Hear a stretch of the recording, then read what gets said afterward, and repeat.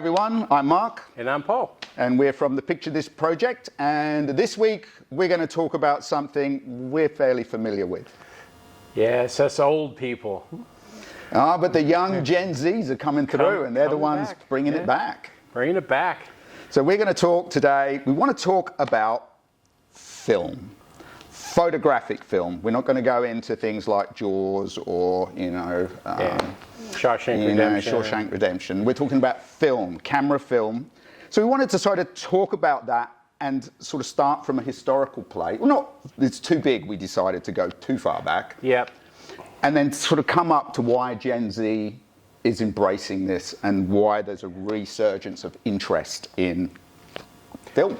Yes. So where are we going to start? About 1930. Why? Because that was kind of the invent. In 1934, Kodak came out with the first perforated film, 35 millimeter film. And around that time, the perforated film went through the cameras much easier, and it kind of kicked off an explosion of photography for people that didn't necessarily have the money or time to learn how to use one of the great big cameras. And that was in conjunction with a very famous camera. The Leica A1. The Leica. So that's kind of a very game-changing camera. This was it completely sort of, well, it was one of the revolutionary steps in photography. So at this point with the film, the 35 millimeter, which most of us are familiar with, and the Leica camera where you could use this camera with that film, that was a game changer. Yeah, so it hasn't really changed, that film. You go to the shop and you ask for film, that's what you usually get, is that 35 millimeter perforated film. So and a slight backstory, the film was originally invented for the movie industry, for the filming industry. So it had ways that it could be pulled through the machinery. Yeah, they had motors to pull it through. And so Leica figured out that if they can do it, why not design a camera where you would have the thumb to sort of pull it out of the cartridge. Well, they had a wind on. Yeah, it had a winder on the top. But and the big thing about it is you went from a camera being this big to a camera that was this big that would fit kind of in your pocket. Let's talk about a couple of people that were known for embracing that new sort of technology in the way film could be used. Yep. Let's take a couple. I'll pick one, you pick one. I'm going to have to go with, for me, I'm going to have to go with Robert Capa. Robert Capa? All right. I'll go with Henri Cartier-Bresson. Okay. So Capa, what I think was interesting about his work and him as a photographer was he was famous for being a war photographer. Yep. There's this particular image here, which was shot in the Spanish Civil War, that at the time, it's been controversial whether it was set up or real, but it got a lot of people talking because taking this small camera allowed him to get into places where previously taking these big boxes was just impractical. Suddenly you had this little camera, and he was famous for, what was his expression? If your pictures aren't good enough, you're not close enough. You're not close enough. And if you can see from that shot that we'll put up on the screen for you, he's right there. He's pretty close. That's not a telephoto lens. That's just probably a good old-fashioned 50 millimeter. He's there.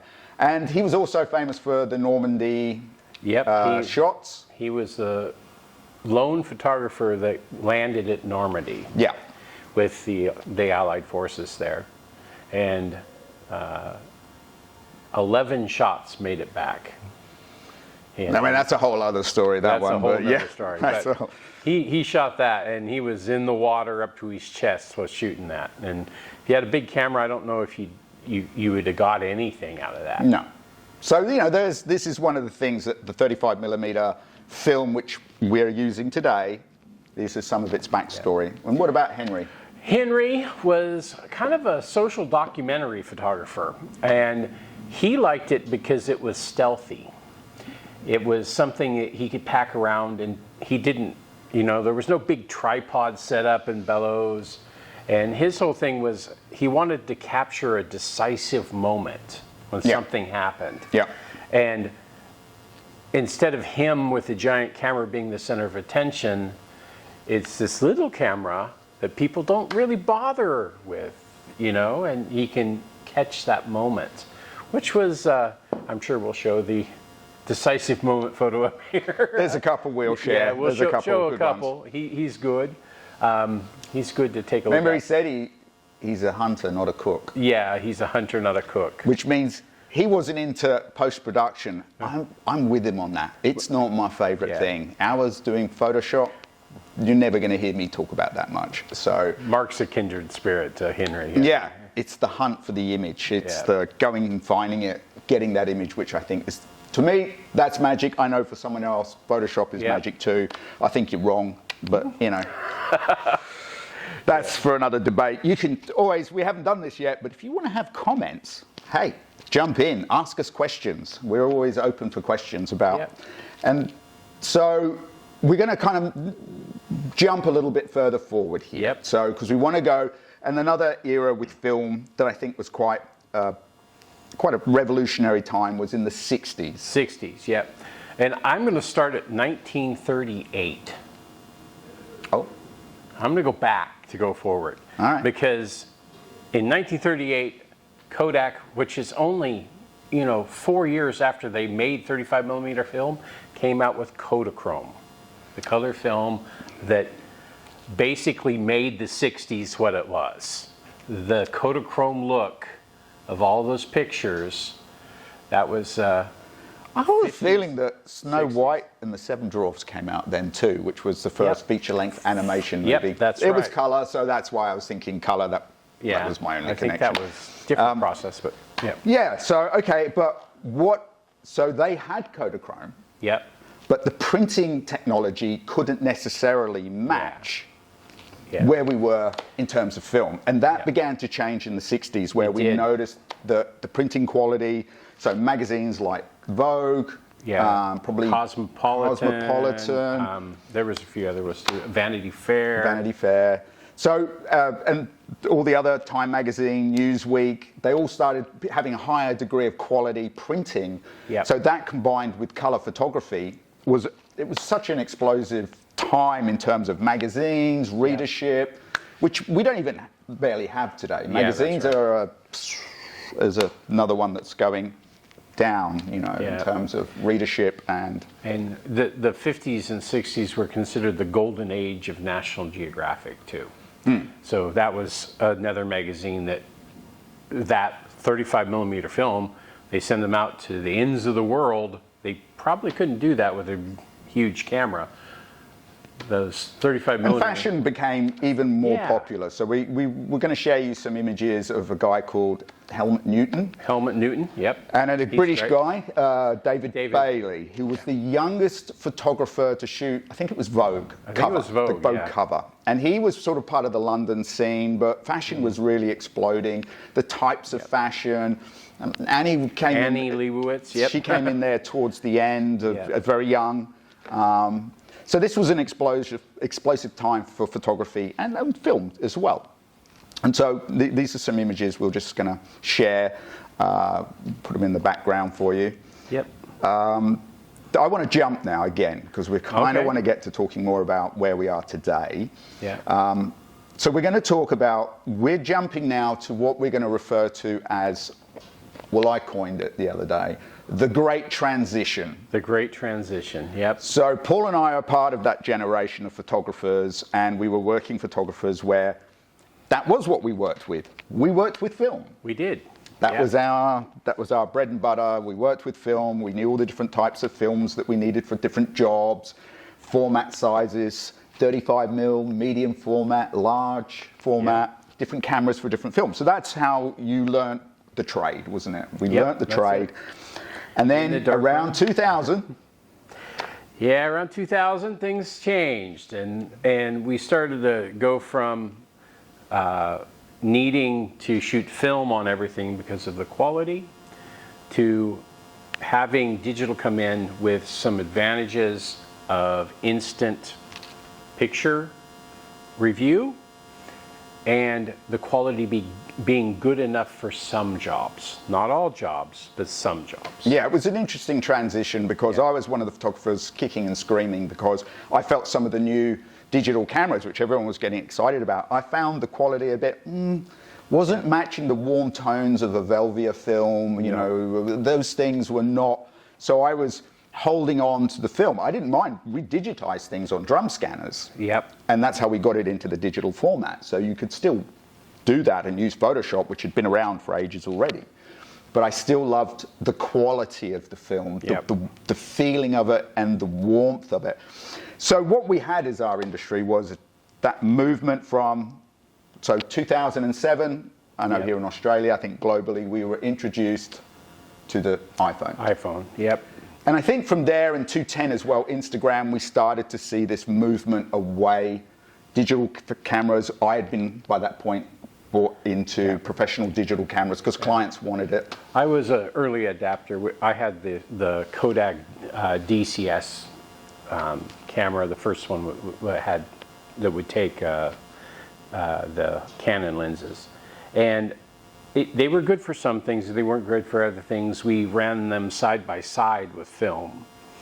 And the adaptation to that digital, and it started around then, and as the things went, we got to the Canon 5D, it became something that was almost as good as film. And at that point, you saw the shift, and it was it was 4 years. In 4 years, everybody went from film to digital. And if you think about it, peak film was in 1990. Yep. Was peak film in terms of sales of film, 1990, and by 2010, it was just crashing as an industry. So the filmmakers, the high street developed, places you got your film developed, they were disappearing, they were going. It was an industry that just completely... Even Kodak in some places in the world, like here in Australia, Kodak went under. Not globally, but in several places in the world, Kodak went out of business. And if you thought in the 50s and 60s, Kodak was like the Google. It was like there was this hugely massive, powerful, large corporation. Now it's a shadow, really, of its former self. I would say Kodak is the Apple iPhone of that time. Yeah. Yeah. So you always think, oh, it'll never go. But new technology, and we've got that coming now, which is obviously AI is the next big discussion, which we've done some on the past and we'll no doubt talk about again. So we went into this dive for film. It's a sort of disappeared, and everybody embraced more and more digital cameras, using their phones. Some of the facts and figures we have now that they estimate will be taking 2.1 trillion photos this year alone in 2026. 94% of that is on our phones. Yep. 94% of that. And then this very small percentage for people who like the maybe digital SLRs. Yep. I don't think film cameras would even come into the equation quite yet. It would be a very small percentage these days. Point something, so it's interesting, those figures, just the numbers as well, of how photography has shifted. And we'll now go a little bit into what we've seen lately. So now film's collapsed, everyone's gone digital, but we've noticed the shift. Yep. The shift is now, we both lecture in photography, and we work with a lot of students all around the world, and we run workshops all around the world. And one of the things we notice is we get to talk with young people. So some of the things we do is we've been running more and more film workshops, showing them how to process film and all these elements. Black and white. Yep. Black and white. Yeah, not color yet. No way. Don't want to do color. But black and white. So it's getting them on film. We're going to sort of now, so from 2015, slowly, and I think you said during COVID. Yeah, COVID. And to now, there's been a growing interest to shoot in film again. And I think that it's because it's different. Tell us some stuff. the- Different, Paul. Basic thing is that we got into a digital age where everything was meant to be perfect. Photoshopped everything, AI now Built into the phones, made everything built into perfect. your phones, smooth. How many pictures of smooth skin do you see? The motorbike guy in Japan that wasn't even a girl made himself a girl with beautiful skin. So there's been a kind of a kickback against that, I would say. Everything's too perfect on the internet, right? Everything's too kind of surreal in how perfect it is. All the avatars. Avatars, yeah, like glowing skin, beautiful hair, you know. With film, there's something raw about it that you don't get with perfection. There's imperfections in it. You can see the imperfections. Whether it be people or landscapes or this, there's a character to it. And Spielberg, he had a saying. Spielberg had a great saying, which was the miracle of chemistry and the science of digital. Yeah, I think he said it was, the Let digital was a, digital was... Let me check my notes. Scientific... So, I've got it here now, everyone. So Yeah. I've got it, reading my got it. notes. Spielberg talks about chemical miracle, chemical miracle for film. Yep. And digital is a science. Yeah. Digital It wasn't so much a science. quote, but it's what he was talking about in one of his interviews.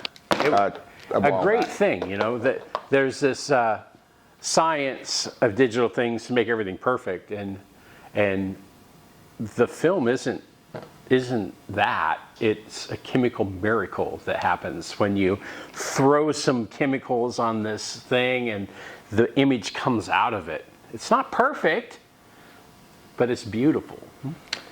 What was that early story, which we weren't going to go that far back, but the first time they had the chemistry in a jar on the window, and he noticed that the crystals, the silver... Mungo Ponting. Mundo Ponting, he saw the crystals reacted to sunlight. Yeah, they get darker with the sunlight. Got darker with the sunlight. Anyway, we won't go into that, but... That's was a little farther back. That's like 1820. But there you go. Yeah. The miracle of chemistry, of what happens with chemistry. And I think he also talked a little bit about things like grain that's in your film, how this chemistry reacts to light. And you see these grains, and each grain has a sort of, there's a chemical process that's happened when that light has touched the surface. Yeah. Digital's just not like that. When it hits the sensor, it's... There doesn't have to be that indexality anymore, right?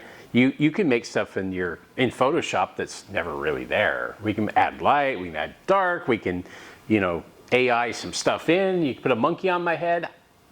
You can do all that stuff. But with film, the thing was there. It's proof that you were there and the thing was there, which is great.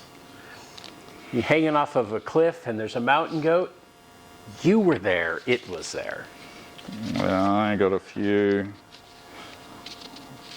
Looking for some of my notes too. So what they've said is 63% of Gen Z are the purchasers of film camera market at the moment. The film cameras within the market, 63% is Gen Z. Yeah. This is a generation that was born around the time the digital was happening. So they would have maybe have some memory, but not a lot. Maybe not. Maybe not. they start with digital cameras in their memories.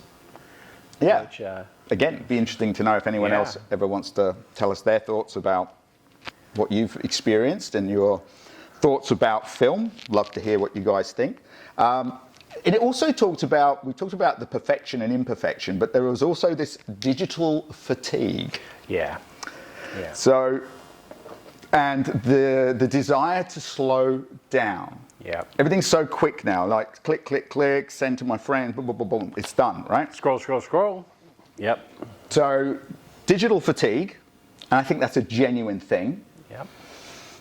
The desire to want to slow down, and with film, you do. You can't not slow down with film. We still see this. We've got a bunch of film cameras. We give our Gen Z students a camera, and we make a bet with each other how many times when they take a picture through the camera, they stop to look at the back and then go, oh, nothing there, you know? Yeah. There's no picture on the back. Yeah, I figure I'd be a millionaire if I had $1 every time somebody did that. And you know, that's what slows it down, makes you think. There's a sort of a consciousness to look at your photo, look at the light, look at the elements of photography where we talk about light, shadow, leading lines, all those elements. So you're not going to see that on the back of the camera. You have to visualize it in your head. In your head. And I think a lot of people are being very drawn to that experience because it's a fuller experience, I think. Yep. To I agree with that. The digital. It's also a delayed satisfaction thing, right? So you shoot it, and then you have to anticipate what it's going to look like until it's developed. And sometimes it takes 4 weeks to develop color film now. They send it away. So you get this anticipation when you get it and open it. Yeah, but when we do the workshop, right? We do these workshops, our students, you can feel that anticipation as they've loaded it onto the spool, they've put it in, we get them turning the chemistry around, and they're waiting till they can pull out that strip of film and see, did I get it right? Did I mess it up? Like, oh my God. Yeah.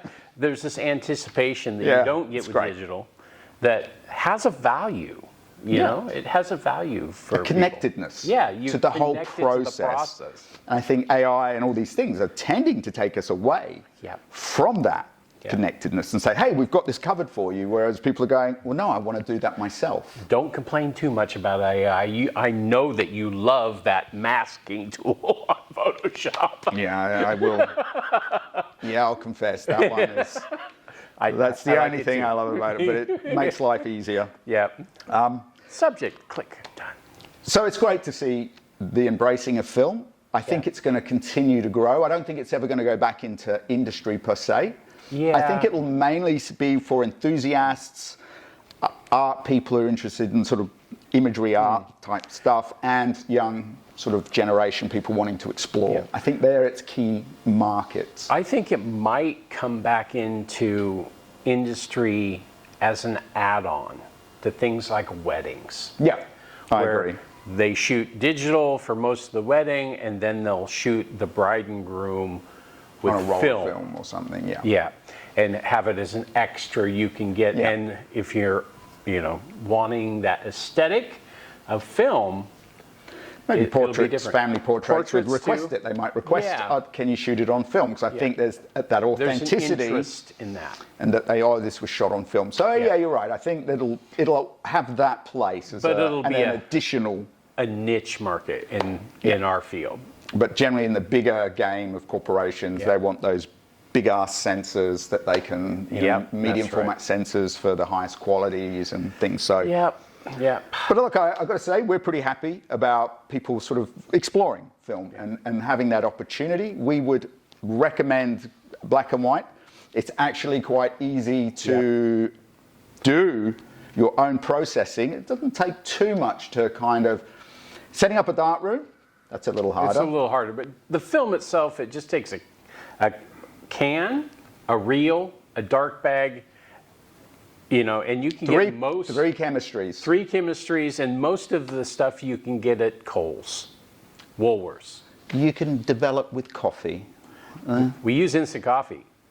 It's a great developer. We should maybe one day we'll do one of these where we take you through the steps maybe and do a step by step, so you can buy your black and white film and learn how to do this, because you'll have a lot of fun with it. We enjoy the sort of responses we get from our students, how much they, and general public that come in and want to do this. You don't have to be a photographer to enjoy photography. That was always my thing. So any of you out there, this is not just for photographers, this is for everybody who loves imagery, the world of imagery. This is what we're doing this for. We're not here just for the photographers, we're here for everyone. If you love it, you enjoy looking at imagery, you love narratives and storytelling, maybe you want to try it out sometime. Composition. Give it a red hot go. That's what I would say. I would say that too. That's a good thing. Give it a go. It's an incredibly fulfilling thing when you make something creative and can find imagery that appeals to you.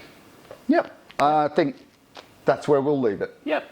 Okay, well, thanks for hanging out and listening to us. If you want to leave a comment, start doing that now. We're happy to respond. And we will talk to you next time. All right, see ya. See ya.